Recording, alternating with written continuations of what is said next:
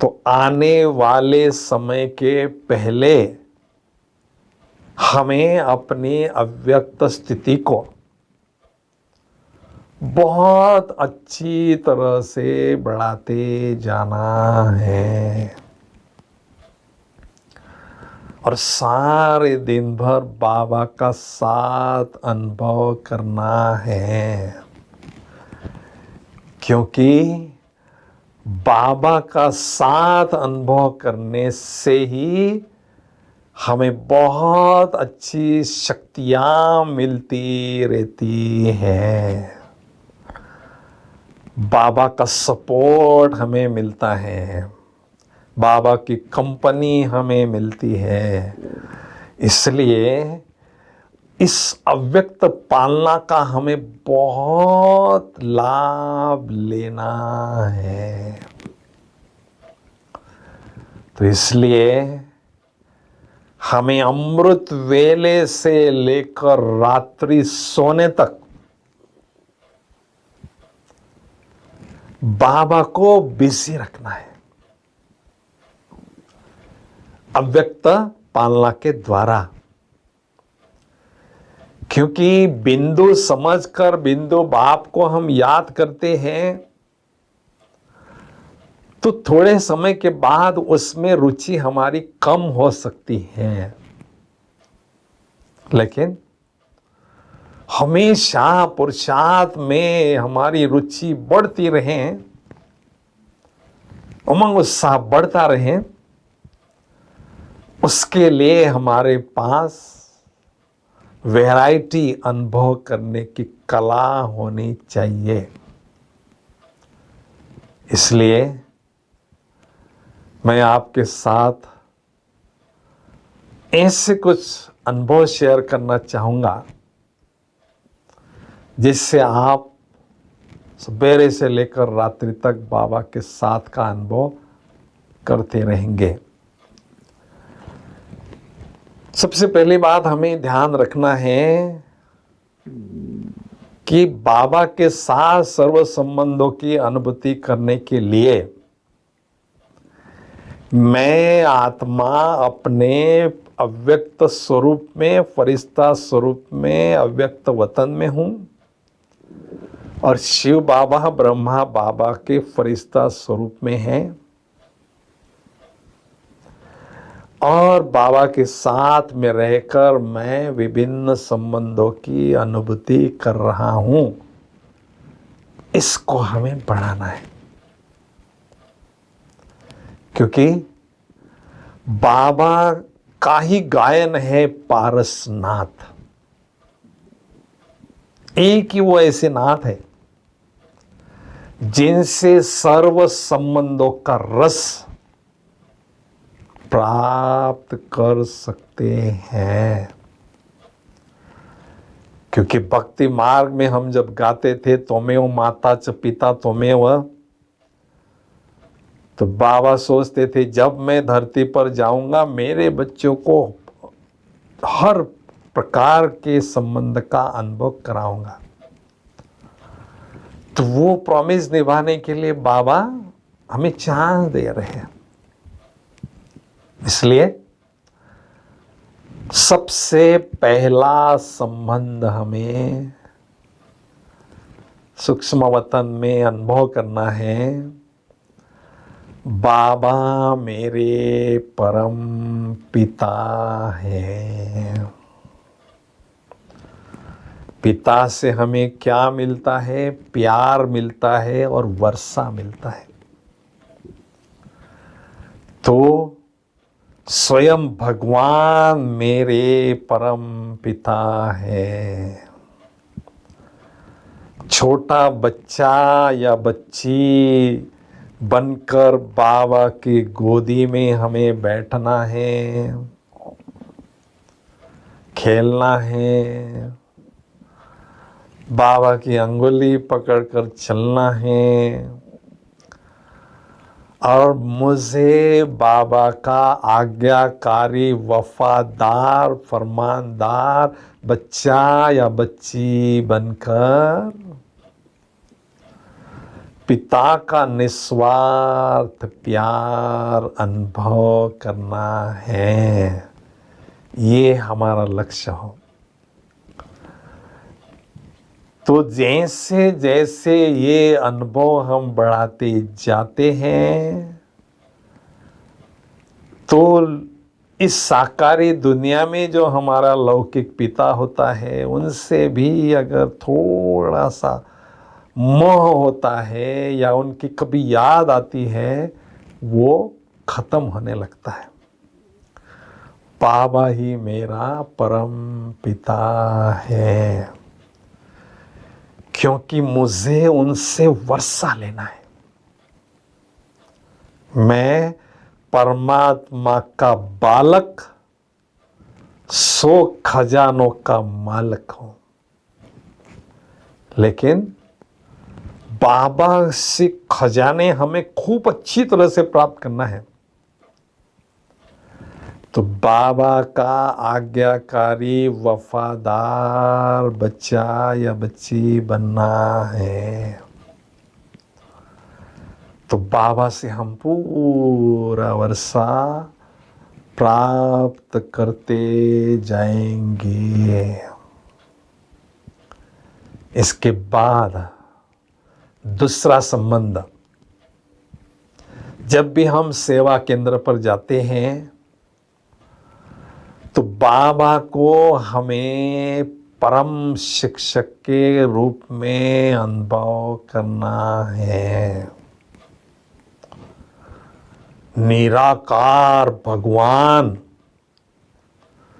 मुझे साकार में आकर ब्रह्मा तन के द्वारा पढ़ाई पढ़ाएंगे, हमने स्वप्न में भी नहीं सोचा था, और हम अभी अनुभव कर रहे हैं। निराकार जो ज्ञान का सागर है, वो मुझे मुरली के माध्यम से बहुत ज्ञान के गुह्य राज बड़े प्यार से, बड़ी सरलता से हर रोज समझाते हैं, और मेरी बुद्धि रूपी झोली अमूल्य ज्ञान रत्नों से भर देते हैं।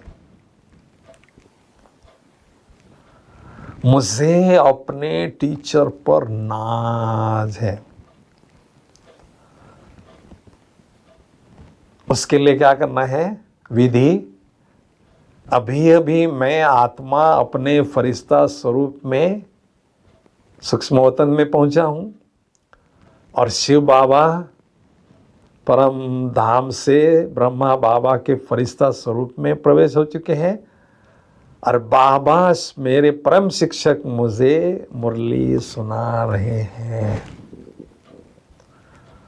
मैं आत्मा अपने फरिश्ता स्वरूप के माध्यम से मुरली सुन रही हूं। बहुत मजा आपको आएगा, क्योंकि मुरली सुनने के 2 उद्देश्य होते हैं। पहला है मुरली मस्तानी होती है, मुरली सुनते ही एक अलौकिक मस्ती हमें चढ़ती है। कौन पढ़ा रहा है? स्वयं भगवान पढ़ा रहा है। तो मुरलीधर की याद में मुरली सुनते हैं तो मनवा मोर हमारा झूमने लगता है। वहां जाकर मुरली का बहुत आनंद ले सकते हैं। अभी दीदी के हाथ में जो मुरली है वो कहां से आई है भाई? मधुबन से आई है। कैसे वो मुरली बजी है? शिव बाबा ने ब्रह्मा बाबा के माध्यम से, कृष्ण जो बनने वाली आत्मा है उनके माध्यम से मुरली सुनाई है, वो दीदी के हाथ में है। तो दीदी के पीछे ब्रह्मा बाबा है, ब्रह्मा बाबा के ऊपर शिव बाबा है। तो ज्ञान सागर शिव बाबा से ज्ञान गंगा ब्रह्मा बाबा के मुख से बहते बहते, दीदी के मुख से बहते बहते आपकी आत्मा की तरफ आ रही है। आप ज्ञान स्नान का असीम आनंद ले रहे हैं। बहुत आपको मजा आएगा। और मुरली में जो बाबा ज्ञान के गुह्य राज हमें समझ जाते हैं, उनको समझने के लिए हमें एकांत में बैठकर हर रोज मनन चिंतन जरूर करना है। टीचर का हाथ कौन से स्टूडेंट्स के सिर पर होता है बताइए? जो स्टूडेंट होमवर्क करके आता है क्लास में, टीचर बहुत खुश होता है और टीचर का हाथ उसके सिर पर रहता है। और वही विद्यार्थी चमकता है, पास वितानर होता है। तो हमें शिक्षक जो होमवर्क देते हैं उस पर दिल से काम करना है, पुरुषार्थ करना है। क्योंकि ऐसा मौका भगवान हमें पढ़ा रहे हैं, ये मौका केवल एक ही बार संगम युग में हमें मिलता है। तीसरा संबंध, भगवान को हमें सद्गुरु के रूप में अनुभव करना है।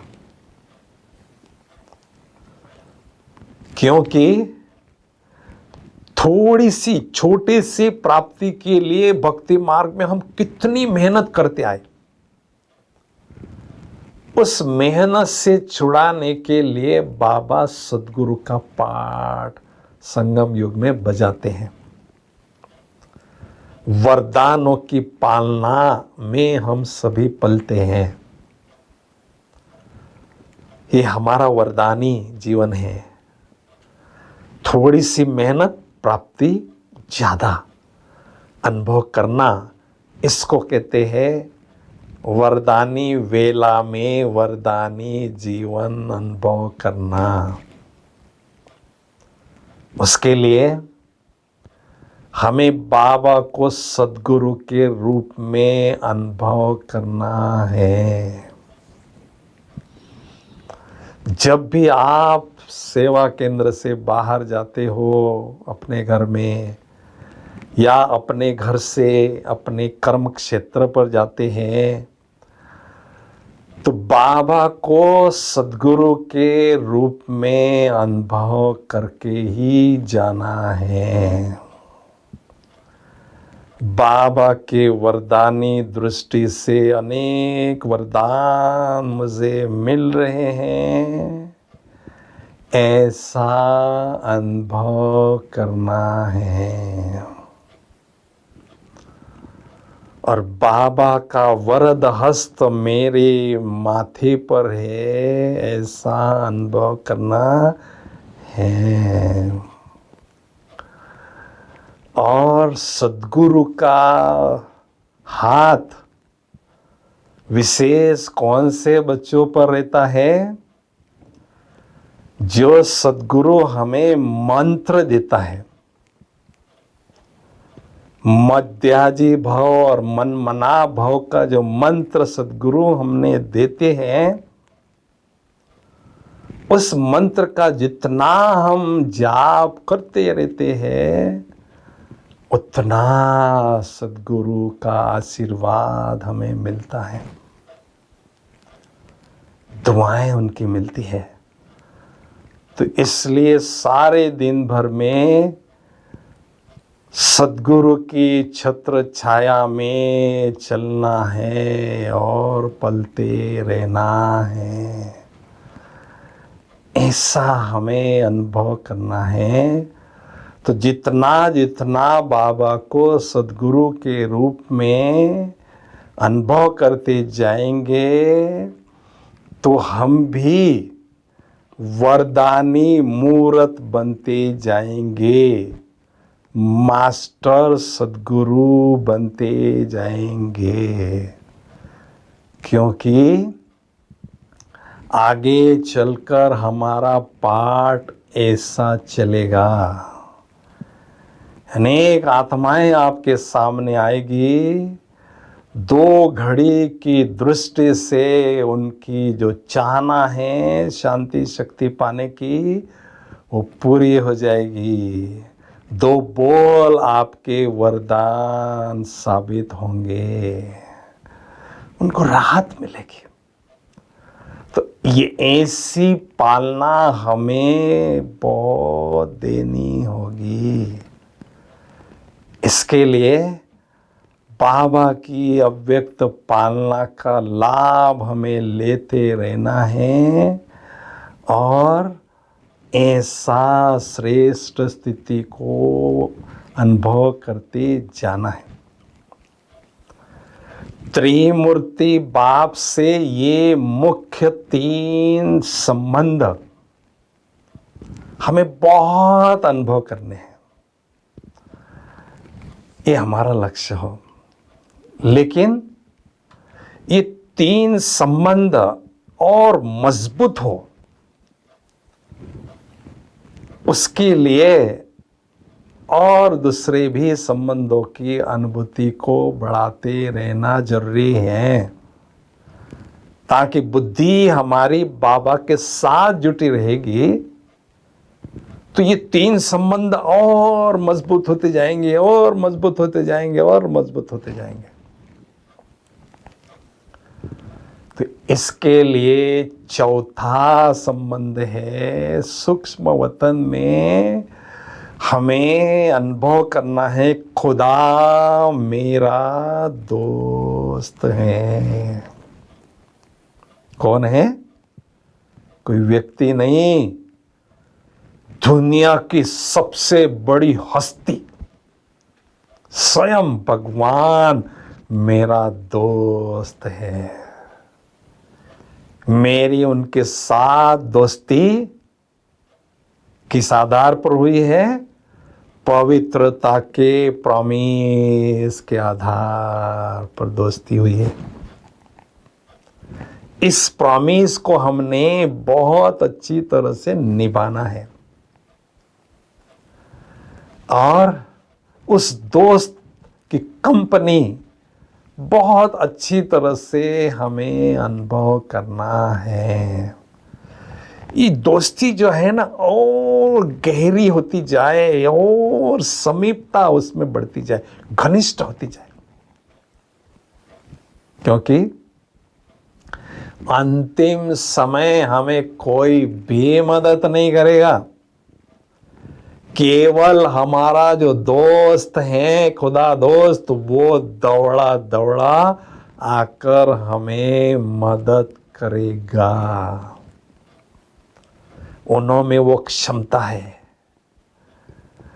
तो उनके साथ दोस्ती हमारी बहुत गहरी हो। तो क्या करना है? दोस्त के साथ हमें बैठना है, दिल के समाचार की लेन देन करके स्वयं को एकदम लाइट और खुशी से भरपूर अनुभव करना है। दोस्त के साथ बातें करो, दोस्त के साथ खाओ, दोस्त के साथ खेलो, दोस्त के साथ रास रचाओ, दोस्त के साथ हाथ में हाथ लेकर वतन की सैर करो, क्योंकि ये दोस्त 5000 वर्षों बाद मुझे मिला है।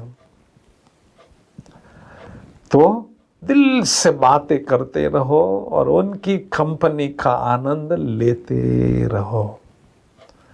मेरा ये जो दोस्त है ना, कभी भी मुझे अकेला नहीं छोड़ता है। दुनिया के जो दोस्त है ना, कोई विकट परिस्थिति में दूर चले जाएंगे, सहयोग नहीं देंगे।